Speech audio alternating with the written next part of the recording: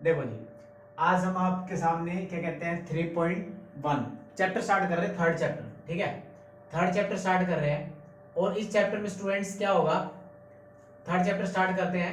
ठीक, इसमें क्या होगा, इसमें हम आपको पढ़ाएंगे 10th क्लास का थर्ड चैप्टर स्टार्ट कर रहे हैं हम, 10th क्लास का थर्ड चैप्टर।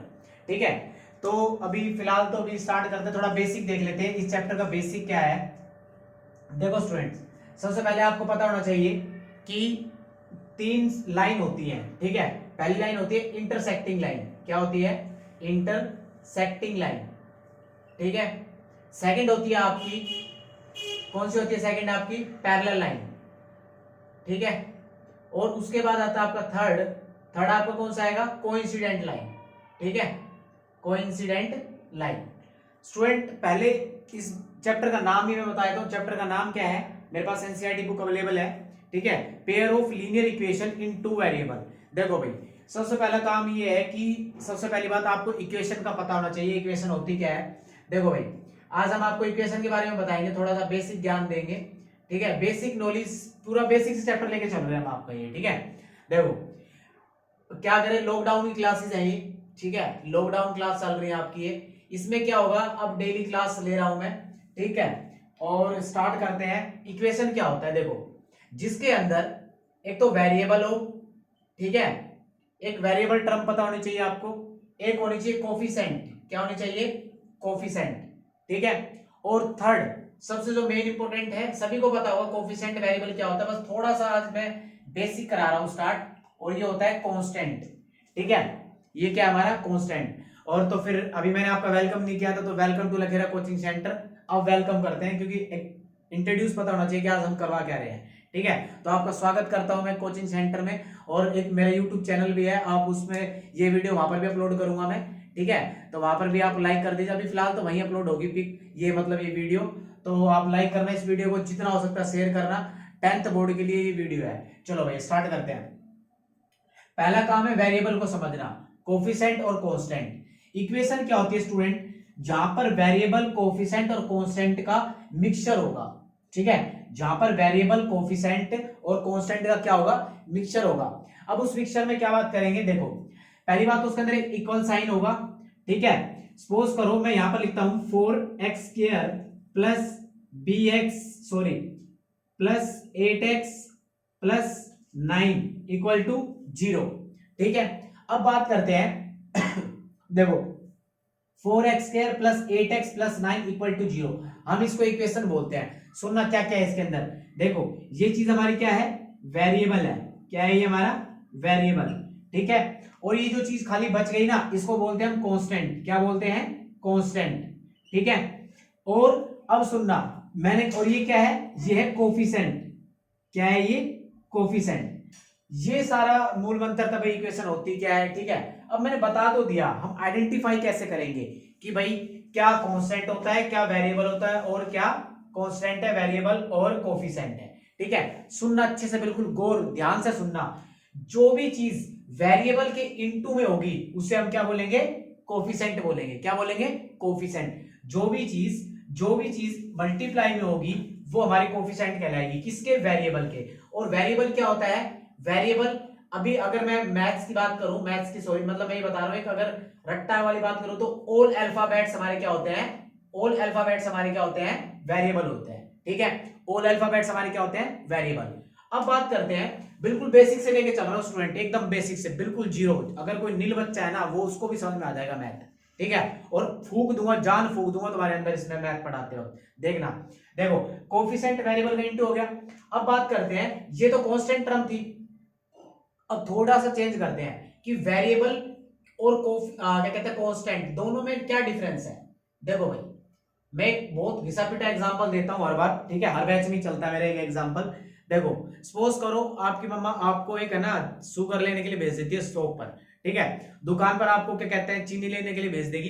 ठीक है, और बोला कि बेटा जा चीनी ले आओ। तो फिर क्या करेगा बेटा? जाकर दुकान पर क्या करता है भाई? वो भूल जाता है कितने किलो चीनी लानी है। ठीक है, अब क्या बात हुई कि भाई उसने सोचा कि चल यार एक काम करता हूं, मेरी फैमिली के लिए चीनी लेके जानी है, तो ज्यादा कितनी, 2 kg या 1 kg। तो उसने क्या सोचा? एज्यूम कर लिया, एज्यूम। तो कितनी उसने सोची? 2 kg। ठीक है, अब दोबारे उसकी मम्मी कहती है आज मतलब मम्मी कहती नहीं है, क्या है कि उसने देखा, मतलब फिर दोबारा उसको दोबारा चीनी लेने के लिए भेजते हैं, ठीक है।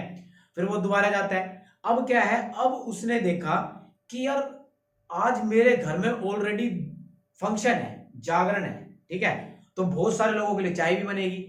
पहले मैं 2 kg लेके जाता था, तो आज तो मम्मी ने बताया भी नहीं है, और आज तो बहुत सारे मतलब मेहमान भी आ रखे हैं, तो मैं एक काम करता हूं 10 kg ले जाता हूं। कितना ले जाता हूं? 10 kg। देखो अकॉर्डिंग टू कंडीशन चेंज हो गई ना, कभी x की वैल्यू 2 kg रख दी, कभी 10 kg रख दी, ठीक है। अब बात करते हैं कि भाई ये चीज आई, ये वेरिएबल है, देखो चेंज हो रहा है अकॉर्डिंग टू कंडीशन, ठीक है। उसकी मम्मा ने फिक्स नहीं बताया था ना, उसकी मम्मा ने बोलता है x kg ले आओ, इट मींस चेंज, अब चेंज हो सकता है, वेरिएबल में चेंज हो सकता है, x की वैल्यू कुछ भी आ सकती है, ठीक है, डन वेरिएबल। अब बात करते हैं कांस्टेंट टर्म। अगर इनकी मम्मी साफ साफ बोल देती ना कि बेटा 1 kg चीनी लेके आ जाओ शुगर, तो गारंटीड वो लड़का 1 kg लेके आता। अगर गलती से 2 kg लेके जाता तो डंडे पड़ते भैया। क्यों? क्योंकि कांस्टेंट टर्म उसकी मम्मी ने पहले ही एक्सप्लेन कर दी थी, ठीक है। अब आगे बढ़ते हैं। वेरिएबल क्लियर हो गया, कांस्टेंट क्लियर हो गया। वेरिएबल को अगर मैं देखूं तो मैथमेटिक्स के अंदर आपको जितने भी ऑल अल्फाबेट्स नजर आएंगे वो सारे वेरिएबल ही नजर आएंगे, ठीक है। अब सुनना, अगर वेरिएबल और कांस्टेंट का इनटू होगा तो वे पूरी टर्म क्या होगी? वेरिएबल होगी। क्या होगी? वेरिएबल। उसका रीजन ये है कि अगर मैं यहां पर x की वैल्यू 1 रखता तो 8 आता, अगर मैं x की वैल्यू 2 रखता तो कितना आता? 16 आता। देखो चेंज हो रहा है ना, x की वैल्यू कुछ भी पुट कर रहा हूं तो मैं, ठीक है। अब बात करते हैं आगे। कोफिशिएंट क्या होता है? जो भी वेरिएबल के साथ इनटू में होगा, जो भी वेरिएबल के साथ इनटू में होगा, मल्टीप्लाई में होगा, वो हमारा क्या होगा? कोफिशिएंट होगा, ठीक है, डन। आज थोड़ी लाइट शायद कम दिख रहा हो आपको लाइट का, ठीक है, लेकिन गारंटेड है कल मैं इसमें लाइट भी चेंज करवा दूंगा। डन, यहां तक की बात क्लियर होगी। अभी अभी अभी क्लियर करते हैं कि अब 3 लाइनों को क्लियर करते हैं। ये पूरा पोर्शन क्लियर हो गया, मैं इसको रफ कर देता हूं, ठीक है, रफ कर देता हूं, आगे बढ़ते हैं। फोकस बन गया, चलो भैया स्टार्ट करते हैं। देखो अब क्या है कि intersecting line, parallel line and coincident line, इन लाइनों को हम एक्सप्लेनेशन देते हैं, ठीक है। अब देखना सॉरी, देखो भाई क्लियर होगी बात। अब है ना लाइन और रे आता है। अब मैंने लाइन वर्ड पकड़ा हुआ है ना, मैंने चैप्टर का नाम क्लियर कर दिया तुम्हारे को। चैप्टर का नाम था pair of linear equation in 2 variable. Variable भी क्लियर हो गया और इक्वेशन भी क्लियर हो गया और पेयर भी। अब 2 वेरिएबल की बात आती है, 2 वेरिएबल की इक्वेशंस भी आपको मैं बता दूंगा, सुनना। लाइन और रे आता है एक वर्ड, ठीक है, रे और एक लाइन। देखना स्टूडेंट, लाइन क्या होते हैं, रे क्या होती है? जिसका एक पॉइंट फिक्स होता है, एक पॉइंट फिक्स होता है और दूसरा हमें पता नहीं होता, कहीं तक भी चली जाती है, उसको क्या बोलते हैं? रे। और लाइन क्या होती है? जिसके दोनों पॉइंट्स हमें क्या हो? फिक्स हो। तो याद, आज तक बात क्लियर हो गई आपको कि भाई बिल्कुल बेसिक से लेके चल रहा हूं, एकदम बेसिक से, ठीक है, एकदम समझते जाना कि जिसका एक पॉइंट फिक्स हो और एंड तक जाए, ठीक है, हमें उसका सेकंड पॉइंट नहीं पता कहां तक जाएगी, इन्फिनिटी तक जाएगी, तो हम इसको क्या बोलेंगे? रे बोलेंगे, ठीक है। और लाइन क्या बोलेंगे? जिसके दो पॉइंट, दोनों पॉइंट क्या होंगे? फिक्स होंगे, उसको क्या बोलेंगे? लाइन बोलेंगे। यहां तक बात क्लियर है, ठीक है। अब बात करते हैं कि इनके चैप्टर के नाम क्या है, रिप्रेजेंट करते हैं, ठीक है। सुनना, सबसे पहली बात तो ये है कि तुम सारे स्टूडेंट को ये बात जरूर पता होनी चाहिए कि बोर्ड की क्लास है और थोड़ा सा सीरियस हो जाया जाए, ठीक है। मैंने देखा है, नोट किया है कि लॉकडाउन आ तो गया, चलो मैं मानता हूं, ठीक है, लेकिन सीरियस कोई नहीं है तुम्हारे में से। मैं अपने बैच की बात कर रहा हूं, ज्यादा दूर नहीं जा रहा, ठीक है, कोई सीरियस स्टूडेंट नहीं है। और भैया जी जिनके मतलब ऑनलाइन क्लास जैसे जो भी है, फटाफट थोड़ा थोड़ा तो एटलीस्ट पढ़ना शुरू करो, ठीक है। वही बात कहता हूं मैं तो, कि क्या आप सर्टिफिकेट के पीछे लिखोगे कि लॉकडाउन था? नहीं ना, नहीं लिख पाओगे ना भाई। अगर सपोज करो, ऐसे तो स्टूडेंट होंगे नहीं भाई, सब प्रिपरेशन कर रहे हैं, ठीक है। अब देखना, रे और लाइन क्लियर हो गई। अब पहला वर्ड लिखा हुआ है इंटरसेक्टिंग लाइन। इंटरसेक्टिंग लाइन का मतलब होता है इंटरसेक्ट करना, मतलब कट करना। सुनना, सेक्ट वर्ड आ रहा है इसके अंदर, देखो सेक्ट वर्ड क्या आ रहा है? सेक्ट वर्ड आ रहा है, ठीक है। इंटरसेक्टिंग का मतलब होता है सेक्ट, मतलब कट करना, कट करना।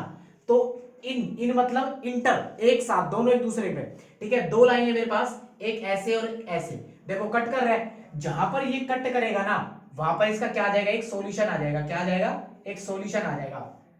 जब इंटरसेक्टिंग लाइन होगी तो क्या सॉल्यूशन होएगा? एक सॉल्यूशन होगा खाली। क्यों? एक ही जगह कट कर रहा है तो। सॉल्यूशन का मतलब क्या समझते हो आप इस इक्वेशन में, मतलब इस चैप्टर में? सॉल्यूशन का मतलब है एक्स और वाई की वैल्यू फाइंड आउट करना। क्या करना? एक्स और वाई की वैल्यू। पूरे चैप्टर के अंदर हम एक्स और वाई फाइंड आउट करेंगे, पूरे चैप्टर के अंदर एक्स और वाई ही हम फाइंड आउट करेंगे। देखो भाई इंटरसेक्टिंग, भाई एक ही जगह कट कर रहा है, इट मीन सॉल्यूशन निकल रहा है यूनिक सॉल्यूशन, या मैं कह सकता हूं इसको वन सॉल्यूशन। क्या कह सकता हूं? One solution. किस केस में? इंटरसेक्टिंग में। ग्राफ के अंदर अच्छे से प्रूफ करके दिखा दूंगा मैं तुम्हें कि भाई मैं जो वर्डिंग बोल रहा हूं ये बिल्कुल क्लियर कट सही है। ठीक है, आप इक्वेशन सोल्व करके भी देखना, बाई ग्राफिकली भी और बाई हमारी फिजिकली भी, जो हम एंड से करके दिखाएंगे तुम्हें। ठीक है, इक्वेशन सोल्व करके। अब बात करते हैं पैरेलल लाइन। देखो पैरेलल वर्ड होता है एक पैरेलल वर्ड, ठीक है, पैरेलल लाइन। इट मींस क्या होगा, दो लाइन है, दोनों लाइन कभी भी मीट ना करें, दोनों लाइन कभी मीट ना करें। इट मींस इनके बीच जो एक डी डिस्टेंस है उसको ये मेंटेन रखे। क्या रखे? मेंटेन। मेरे पास दो लाइन है ए बी और सी और डी, ऐसे यहां पर ए बी सी और डी। ठीक है, ये दो लाइन है हमारे पास, ये कभी भी मीट ना करे और इनके बीच का गैप जो है वो कंटिन्यूसली क्या रहे? मेंटेन रहे। डन। अब बात करते हैं, और इसके अंदर क्या होगा, देखो कहीं पर कट कर रही है, कट नहीं कर रही, इट मीन सॉल्यूशन होगा इसका? नहीं होगा। तो पैरेलल लाइंस में क्या आएगा? नो सॉल्यूशन होगा। क्या होगा students? No solution.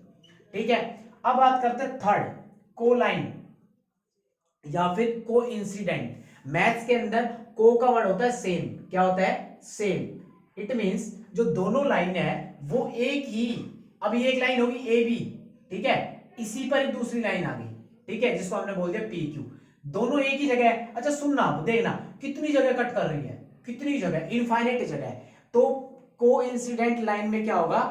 Coincident line में क्या होगा? इनफाइनाइटली मैनी सॉल्यूशन होगा। क्या होगा? इनफाइनाइटली मैनी सॉल्यूशन होगा। ये तो बात थी डियर स्टूडेंट खाली हमारे लाइंस के बारे में पढ़ना। ठीक है, वेरिएबल के बारे में बता दिया, कांस्टेंट के बारे में बता दिया, लाइंस के बारे में बता दिया। अब आगे बढ़ते हैं। ठीक है, देखना अभी अब आता है एक वर्ड लिखा होगा शायद यहां पर, ठीक है, इंटरसेक्टिंग पैरेलल लाइन क्लियर हो गई है। अभी ग्राफ स्टार्ट करेंगे। ठीक है, तो अभी 3.1 सबको कोऑर्डिनेट ज्योमेट्री आता है, तो कोऑर्डिनेट ज्योमेट्री आता है तो स्टूडेंट एक बार मैं एक सेकंड, ठीक है, तो डन, आपको समझ में आ गया? ठीक है, तो मैं इसको रफ कर देता हूं।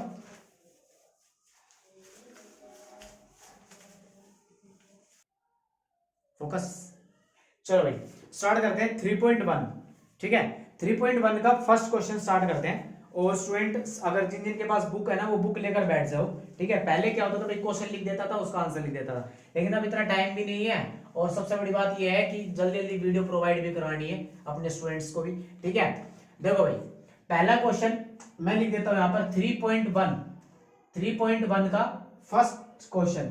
देखो भाई इसी के अंदर मैं क्या करूंगा, आपको वर्ड प्रॉब्लम क्लियर कर दूंगा। पहले वर्ड प्रॉब्लम समझाता हूं मैं इसकी। ठीक है, वर्ड प्रॉब्लम है और एक चीज इसी के अंदर, अब ग्राफ से पहला क्वेश्चन मैं पढ़ता हूं, लिखा हुआ है रिप्रेजेंट द सिचुएशन अलजेब्रिकली और ग्राफिकली। तो ग्राफिकली क्लियर कट है कि बेसिक नहीं आता वो कुछ स्टूडेंट को। जब मैं ये क्वेश्चन कराऊंगा तो ग्राफ बिल्कुल जीरो से लेकर एंड लेवल तक कराऊंगा, तो उसकी टेंशन मत लो आप। ठीक है, तो पहला क्वेश्चन मैं रीड करता हूं, करते हैं चलो सारे student. Aftab tell his daughter 7 years ago I was 7 times as old as you were then also there 3 years from now I shall be 3 times as old as you will be। ठीक है, represent करना है हमें इसको। देखो भैया सबसे पहला काम एज के क्वेश्चन करने के लिए सबसे बेस्ट थिंकिंग यही है कि तुम्हें इतनी बात क्लियर होनी चाहिए कि जो डैडी जी, मम्मी, ठीक है, और दादाजी, ठीक है, जितने भी बड़े बंदे हैं उनकी जो एज होगी वो बच्चे से क्या होगी, हरदम ज्यादा होगी। ये एक छोटा सा चीज है, बिल्कुल क्लियर कट, सबको पता भी होगा इसके बारे में। ठीक है, चलो भाई पहला वर्ड लेता हूं मैं आफ्ताब। ठीक है, मैंने कर लिया लेट कर लिया आफ्ताब की एज, आफ्ताब एज। ठीक है, कितनी है आफ्ताब एज की मैंने मान ली। ठीक है, कितनी मान ली मैंने, आफ्ताब की एज कितनी मान ली, एक्स मान ली, सपोज करो। ठीक है, उसके बाद बात करते हैं, और जो उसके इसने बोला है कि हिज डॉटर, मतलब इनकी एक बेटी है, उनकी जो मानी मैंने हिज डॉटर लिख देता हूं, हिज डॉटर।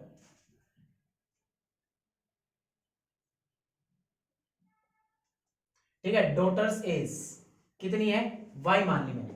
ठीक है, अब देखो भाई, अब बात करते, अब पहली लाइन पढ़ना दोबारा है और क्लियर, देखो एकदम समझा दूं एकदम धांसू तरीके से।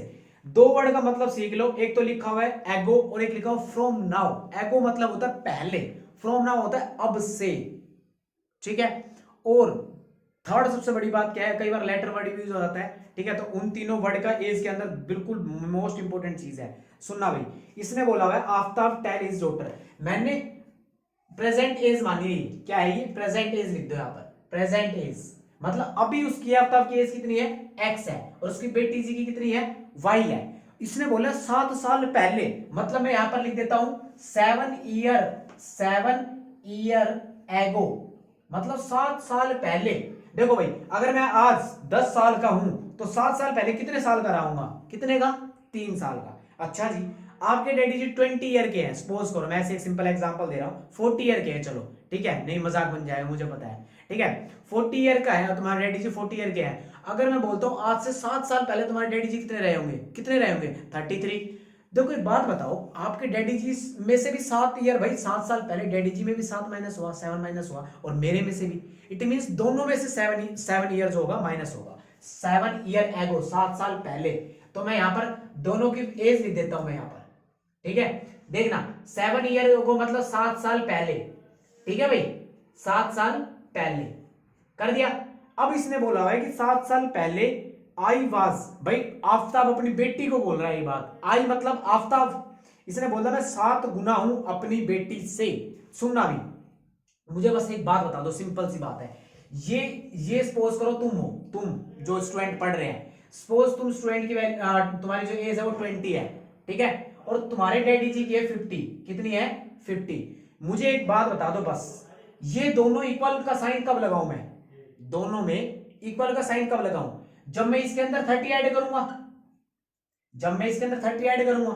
क्लियर है बात, भाई ये छोटा बच्चा है ना, बच्चे की मैं एज में अगर ऐड करूंगा तभी तो बाप के बराबर आएगा वो, तभी तो अपने डैडी जी के बराबर आएगा, तो इट मींस ये दोनों कब बराबर होंगे, जब इसके बच्चे की मतलब मैं प्लस कर दूंगा। ये बात क्लियर होगी सभी को। अब सुनना, देखना, अब ये दोनों को मैं एक दूसरे के इक्वल कब करूं, इसने बोला है इसके डैडी जी की तो ऑलरेडी एज बड़ी है ना, 3 टाइम्स, वो ऑलरेडी बड़ा है अपनी बेटी से, ठीक है, तो बेटी छोटी हो गई तो बेटी को तो बड़ा करना पड़ेगा तभी तो इक्वल होंगे, तो 3 टाइम्स कहां पर इंटू होगा, यहां पर इंटू होगा, 3 है या 7 है, 7 है सॉरी, ठीक है, तो 7 कहां पर होगा, यहां पर इंटू होगा। भाई बाप जो है वो अपनी बेटी से 7 गुना बड़ा है, और जब बाप और बेटी दोनों की एज इक्वल कब होंगी, जब दोनों में इक्वल तब होगी जब 7 गुना में उसकी बेटी में इंटू कर दूंगा। इस बात को बारीकी से समझ लेना वर्ड प्रॉब्लम को, और मैं गारंटेड कहता हूं पूरी 3rd चैप्टर क्या कहीं पे भी आ रहे सवाल उठा लेना, एज की वर्ड प्रॉब्लम कभी जिंदगी में दिक्कत नहीं आएगी। एक चीज समझ जाना बस, कि बाप के अंदर बाप ऑलरेडी बड़ा होता है, 50 एज उसकी ऑलरेडी है उनकी, और वहां पर ऐड और इनटू कभी नहीं करते, उनकी बेटी में ऐड या इनटू होगा, क्यों, क्योंकि उसके इक्वल तभी आएगी जब बेटी में कुछ या तो इनटू हो या फिर वो ऐड हो, ठीक है। अब बात करते हैं, ये हो गई हमारी फर्स्ट इक्वेशन, इसको थोड़ा सोल्व कर ले, x minus 7 is equal to 7y, ये इसके अंदर क्या हो जाएगा, ये 49, ठीक है, तो x ये प्लस का इधर आकर माइनस का हो जाएगा, ठीक है, इक्वल टू ये माइनस का 49 है, ये माइनस का है तो उधर जाकर प्लस का, ठीक है, तो ये कितना आ जाएगा, x minus 7y is equal to minus 42, ये आ गई हमारी फर्स्ट इक्वेशन। सॉरी, ठीक है, देखो भाई ये हमारी फर्स्ट इक्वेशन आ गई, यहां तक बात क्लियर है कि सभी को यहां तक बात क्लियर है, ठीक है, कैलकुलेशन तो आती होगी भाई, 10th स्टैंडर्ड में पढ़ रहे हो, इतना तो मैं मान सकता हूं, ठीक है। अब सुनो, अब लिखा हुआ है ऑल्सो 3 ईयर फ्रॉम नाउ, आज से 3 साल बाद, फ्रॉम नाउ 3 साल बाद, 3 ईयर फ्रॉम नाउ, भाई इंग्लिश में बोल रहा हूं, 3 ईयर फ्रॉम नाउ आई, अब बोलता है मैं, I shall be 3 times as old as you will be, ठीक है। सुनना, मैं इसको रफ कर देता हूं एक बार थोड़ा सा, ठीक है, देखो मैं इसको रफ कर देता हूं, अगर आपने उतार लिया तो स्क्रीनशॉट ले लेना, वीडियो को देख लेना अच्छी तरह, बस इक्वेशन को छोड़ देता हूं, ठीक है, मैं इस इक्वेशन को यहां लिख देता हूं, यहां पे लिख देता हूं x minus 7y equal to minus 42 first equation, और मैं इसको भी रफ कर देता हूं। देखो भाई इसने बोला हुआ है, मैं फिर दोबारा लिख देता हूं, आफ्ताब को लिख देता हूं और डॉक्टर को लिख देता हूं, ठीक है, आज से 3 साल बाद, मतलब तीनों में 3 साल ऐड कर दूंगा, ठीक है, और अब बोलते कितने टाइम बोला हुआ इसने, 3 टाइम। अब मेरे सारे स्टूडेंट बताएंगे वीडियो को देखते देखते कि 3 टाइम कहां पर इंटू करना, आप तो आंख मीच कर बता दोगे आप, 3 यहां इंटू करना है, काम खत्म। हर क्वेश्चन में मैं कह रहा हूं एज के कम से कम 4-5 क्वेश्चन आएंगे, आज सवाल उठा लेना, कंपटीशन एग्जाम उठा लेना, एज के क्वेश्चन तुम्हें नहीं अटकेंगे अब तुम, ठीक है। बस ध्यान रखना वर्ड प्रॉब्लम का सारा मूल मंत्र यही है कि जब भी आप इक्वल करो ना तो क्वांटिटी वाली चीज सेम होनी चाहिए। अगर एज में बात कर रहे हो, चलो एज क्वेश्चन में तो एज ही आएगी, बाकी क्वेश्चन बहुत सारे आते हैं जिसके अंदर क्वांटिटी अलग अलग होती है। टाइम स्पीड डिस्टेंस आ गया सपोज करो, तो टाइम इक्वल करना पड़ेगा, ठीक है, डिस्टेंस इक्वल करना पड़ेगा, या फिर कोई पर्टिकुलर चीज हमें क्या करनी पड़ेगी, सेम करनी पड़ेगी। चलो भैया सेकंड इक्वेशन देखते हैं। ये कितना आ गया हमारा, इसको सॉल्व कर लेते हैं। x + 3 = 3y + 9, और ये इधर आ जाएगा तो x, ये इधर आ जाएगा -3y = ये प्लस का उधर जाकर माइनस का हो जाएगा, तो ये अपनी आ जाएगी इक्वेशन x - 3y = 6। ये आ गई मेरी सेकंड इक्वेशन। देखो भाई स्टूडेंट, क्वेश्चन समझ में आ गया, ठीक है, क्वेश्चन समझ में आ गया होगा। इसने बोला हुआ है कि हमें अलजेब्रिकली भी सॉल्यूशन करना है, बट एक बात मुझे बताओ, क्या अलजेब्रिक अब तक कोई मेथड सीखा तुमने दो इक्वेशन को सॉल्व करने का? नहीं। चैप्टर के अकॉर्डिंग 3 मेथड आएंगे अभी, सब्स्टिट्यूशन, क्रॉस मल्टीप्लिकेशन मेथड और एलिमिनेशन मेथड, ठीक है। बट अभी यहां तो कोई मेथड इंट्रोड्यूस नहीं करा बोर्ड ने, तो फिर अभी फिलहाल हम क्या करते हैं इसको, अभी फिलहाल हम ग्राफिकली इसे सॉल्व करते हैं, और फिजिकली को हम क्या कर देते हैं, होल्ड कर देते हैं। और फिजिकली जब हम करेंगे, सुनना, फिजिकली कह रहा हूं सॉरी, अलजेब्रिकली, ठीक है। तो अलजेब्रिक में क्या करेंगे, जब हम आगे 3.3 आएगी वहां पर सब्स्टिट्यूशन मेथड आएगा, उससे हम यहाँ पर फिर वापस आएंगे और फिर सोल्व करके दिखाएंगे आपको, और फिर आप समझ जाओगे कि अलजेब्रिक कैसे है। क्योंकि देखो स्टूडेंट, सारे के सारे तुम बेसिक हो, और अब तुम्हें सब्स्टिट्यूशन आता नहीं है, मैं एकदम सब्स्टिट्यूशन लिया हूँ, इंट्रोड्यूस करा दूं एकदम मार्केट में, ऐसा नहीं करा सकता ना, बेसिक टू बेसिक चलेंगे। तो अभी फिलहाल इसको ग्राफ से सोल्व करके देखें। अब इन दो इक्वेशन को नोट कर लो, यही इक्वेशन यूज होनी है अब यहाँ पर, तो ग्राफ के लिए यूज करेंगे। x - 7y = -42 और x - 3y = 6। ये हमारी फर्स्ट इक्वेशन हो गई, ये हमारी सेकंड इक्वेशन हो गई, ठीक है। तो कोई दिक्कत तो नहीं है। बस फिर अब मैं इसको रफ कर देता हूं, ठीक है, और फिर हम इसको आज ग्राफिकल पे हम क्या करेंगे इसको।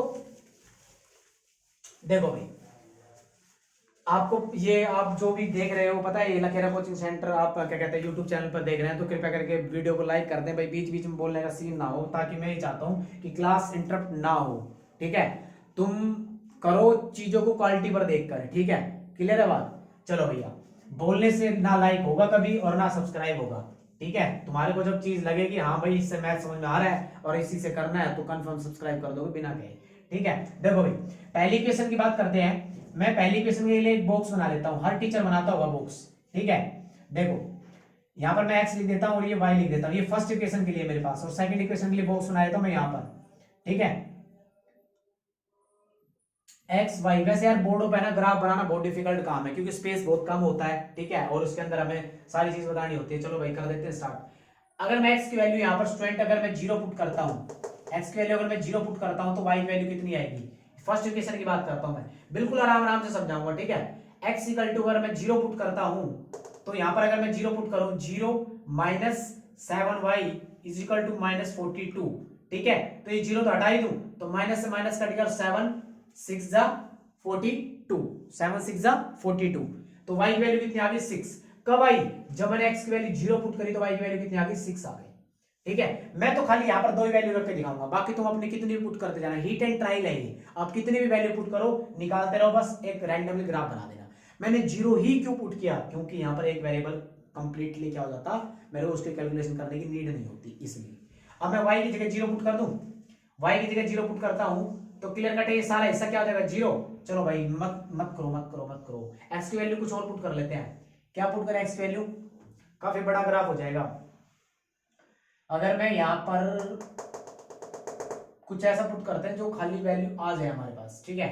चलो फिर 0 ही पुट कर लेते हैं, ठीक है। अगर मैं 0 पुट करता हूं -42 आ जाएगा, और काफी बड़ी कैलकुलेशन हो जाएगी।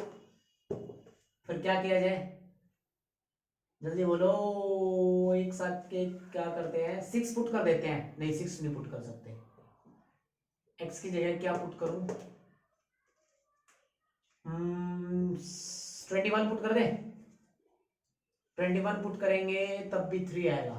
चलो फिर यही कर देते हैं, 0 पुट कर दो, इसके अंदर कुछ भी पुट कर सकते हो, आपकी मर्जी है, ठीक है। मैं यहाँ पर ऐसा कुछ पुट करूँ जो 7 से डिवाइड हो जाए पूरा पूरा, नहीं तो फ्रैक्शन में वैल्यू आ जाएगी, तो फिर दिक्कत आएगी, पॉइंट में तुम्हें प्रॉब्लम आएगी, ठीक है।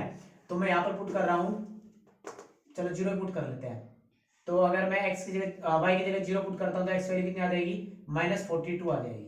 मैं यहाँ 0 पुट कर दिया ना, और ये पूरा 0 हो जाएगा, तो 42 आ गया। अभी फिलहाल लिख लेते हैं यहाँ पर 42 और यहाँ पर कितनी है 0। ठीक है, काफी लेंथ ही जाएगा अब तो, चलो कोई नहीं। अब यहाँ पर पुट कर लेते हैं, 0 पुट करता हूं तो y की वैल्यू कितनी आ जाएगी y की वैल्यू आ जाएगी -2।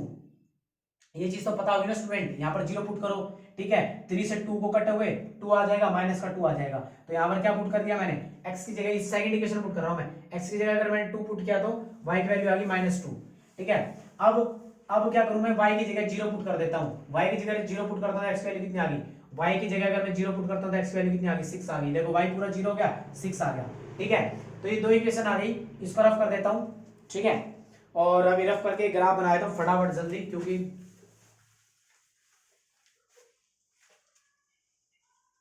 चलो भैया, ठीक है, ये दिख रहा होगा पूरा यहाँ तक मेरे हिसाब से, यहाँ तक दिख रहा है ना। चलो भाई स्टार्ट करते हैं, एक ग्राफ सिखा देता हूं मैं आपको बनाना। ठीक है, ये देखिए, ये y एक्सिस है, ठीक है, ये x एक्सिस है। थोड़ा सा बेसिक ज्ञान ले लो स्टूडेंट, फिर उसके बाद स्टार्ट करते हैं। ठीक है, बेसिक से स्टार्ट की क्लास तो बेसिक से स्टार्ट करेंगे। देखो ये y है, ये x एक्सिस है, और ये हमारा ओरिजिन है। क्या है हमारा ओरिजिन, जहां पर दोनों कोऑर्डिनेट क्या होंगे 0। अगर x की वैल्यू अगर मैं इधर चलता हूं ना तो सारे क्या हो जाएंगे, पॉजिटिव हो जाएंगे। अगर मैं x की वैल्यू उधर चलता हूं ना तो नेगेटिव हो जाएंगे। अगर मैं y की वैल्यू नीचे चलता हूं ना तो नेगेटिव हो जाएंगे। अगर y की वैल्यू ऊपर चलता हूं तो क्या हो जाएंगे, पॉजिटिव हो जाएंगे। समझ में आ गई। ठीक है, अब बात करते हैं कि अगर सपोज करो मैं यहां पर स्टार्ट करता हूं, ठीक है, देखना मेरे पास क्या है 0 और 6 है, तो मैं कुछ ऐसा लेता हूं, पहले मैं इसका थोड़ा सा ऐसा कर लेता हूं ताकि भाई दिख जाए इनको कि इन्होंने मैंने लेट अज्यूम कर लिया। मैं 6 का मल्टीपल लेता हूं, ठीक है, 6 का मल्टीपल लिया तो ये 6 आ गया, ये आ जाएगा 12, ये आ जाएगा हमारा 18, ये हमारा आ जाएगा 24, ठीक है, और ये आ जाएगा हमारा 30, और ये हमारा 36, और ये हमारा आ जाएगा 42। ठीक है, तो ये हमने 6 का मल्टीपल ही क्यों लिया, क्योंकि देखो मेरे पास 7 दिख रहा था, ठीक है, इसलिए लिया। 6 का टेबल है, ये देख लो अगर कोई गलती तो नहीं होगी। डन। ठीक है, अब आगे बढ़ करते हैं, यहां पर भी 6 आ जाएगा, यहां पर भी क्या कहते हैं 12, ठीक है, तो 18, 24, 36, 42। ठीक है, ऐसे ही नीचे यहाँ पर 30 रहेगा शायद, है ना, 30, 36 और 42। थोड़ा सा राइटिंग का देख लेना भाई। ठीक है, तो ये x की वैल्यू क्या है, अरे यार यहाँ लेना था असली तो, 6 -12 -18 -24 -30। ठीक है, और यहाँ पर आ जाएगा -36 और यहाँ पर आ जाएगा -42। ये मेन इंपोर्टेंट है, ध्यान रखना, क्योंकि हमारे पास है ये चीज। अब देखना यहाँ पर नीचे भी ले लेता हूँ, -6 -12, बस इतना भी काम चल जाएगा। देखना भाई, x की वैल्यू 0 हो और y की वैल्यू 6 हो, सच सच बताना कहां पर है भाई, x की वैल्यू 0, इस लाइन पर x की वैल्यू क्या होगी, 0 होगी। देखो x चला कितना, चला ही नहीं, x तो चला ही नहीं ना, x तो इसी लाइन पर रह गया, x 0, और y कितना चला, y प्लस में 6, तो प्लस में 6 मतलब ऊपर जाएगी, और कितना चला वो 6 तक चला, तो ये वाला पॉइंट कौन सा हो जाएगा, ये वाला पॉइंट हो जाएगा 0 और 6 का। ठीक है, अब दूसरे वाला पॉइंट, दूसरे वाला है 0 और 42, y की वैल्यू 0, y की वैल्यू 0 कहां होगी, मुझे बताओ, सारी वैल्यू तो यही 0 है ना, y चलता क्या है, ऊपर या नीचे, अगर y की वैल्यू 0 तो चलेगा ही नहीं y तो। Done, x -42, x -42। अब देखो x कितना चला है, कितना चला है, यहां तक चला है। ठीक है, तो ये वाला पॉइंट क्या हो जाएगा, -42, 0। ठीक है, यहां तक सबको बात क्लियर हो गई। तो एक लाइन तो ये आ गई, इस लाइन को यहां पर क्या कर देता हूं मैं, मीट कर देता हूं, ए भाई देखना थोड़ा सा, भाई सही बात है, ग्राफ तो ऐसे ही बनेगा, थोड़ा मैंने टेढ़ा कर दिया। ठीक है, तो इसको थोड़ा सा लाइन सीधी ले जाना, ये दोनों पॉइंट आ गए। ये वाली लाइन कौन सी है, कैसे मेजर करना है, जो आफ्ताब वाली फर्स्ट लाइन थी, वो इक्वेशन भी मिटा दी हमने, तो शिट यार, तो वो जो इक्वेशन आएगी ना वो यहां पर लिख लेना आप। ठीक है, और ये थोड़ा ग्राफ टेढ़ा बना, जब आप बनाओगे तो बिल्कुल क्लियर बनेगा एकदम। ठीक है, और थोड़ी वैल्यूज भी थोड़ी दूर हो गई है। x की वैल्यू 0, अब सेकंड इक्वेशन देखता हूं, x की वैल्यू 0 और y की वैल्यू -2, y नीचे चलेगा, नीचे माइनस में, ठीक है, और x कितना 0, तो x तो चला ही नहीं इधर उधर, खाली यही चलेगा, तो यहां पर अप्रोक्स क्या हो जाएगा 2 हो जाएगा, तो कितना 0 -2। और अब सेकंड में x कितना चला है 6, वो भी किस में, पॉजिटिव में, इतना x चल गया, और y कितना चला है 0, तो ये वाला पॉइंट हो जाएगा, एक ही हो जाएगा।